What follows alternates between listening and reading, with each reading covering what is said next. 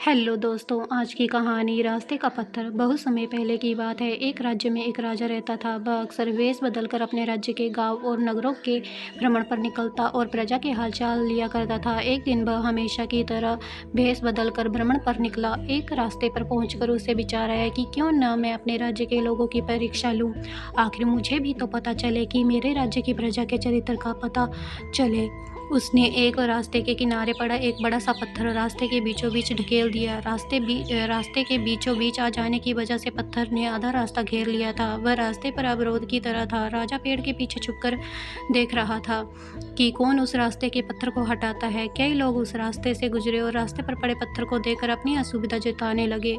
वे राजा की बुराई करते कि उसे प्रजा की परेशानियों का ध्यान नहीं है। रास्ते पर इस तरह बड़े पत्थर पड़े रहते थे, लेकिन उन्हें हटाने की कोई व्यवस्था नहीं करता था। किंतु कोई भी इस पत्थर को वहां से हटाने का प्रयास नहीं करता। राजा छुपकर सारा हाल देख रहा था।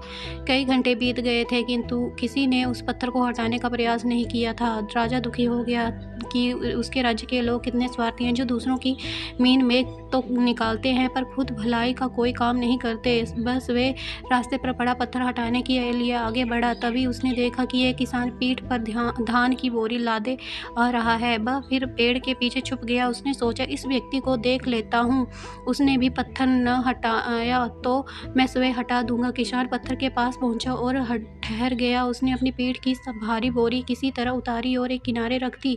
फिर वह पत्थर के पास गया और उसे हटाने के लिए जोर लगाने लगा। किसी तरह उसने पत्थर रास्ते के किनारे सरका दिया और हाथ झाड़ता हुआ बुड़बुड़ाया, अब इस पत्थर के कारण रास्ते से जाने वाले राहगीरों की कोई परेशानी नहीं होगी। वह अपनी बोरी उठाने के लिए बढ़ने लगा तो उसकी नज़र एक पोटली पर पड़ी। वह उसी स्थान पर थी जहाँ पत्थर पड़ा था। राजा ने भी वह पोटली पत्थर के नीचे दबाई थी, जिसके साथ एक पत्र भी था। किसान ने पत्र पढ़ा। उसमें लिखा था, ये पोटली राज्य के राजा की तरफ से रास्ते का पत्थर हटाने वाले व्यक्ति का पुरस्कार है। किसान ने पोटली खोली। उसमें सोने के सिक्के थे। उसने मन ही मन राजा का धन्यवाद किया। फिर सोने के सिक्कों की पोटली कमर में बांधकर और धान की बोरी पीठ पर लादकर अपने घर की ओर चला गया। रास्ते में आने वाली हर बाधाएं उन्नति का अवसर है, इसीलिए बाधाओं से डरे नहीं, उसका सामना करें और उन्हें हटाकर जीवन में तरक्की के मार्ग पर आगे बढ़ें। अगर आपको हमारी कहानी पसंद आई हो तो कहानी को like, share, comment and subscribe करें। धन्यवाद। राधे राधे।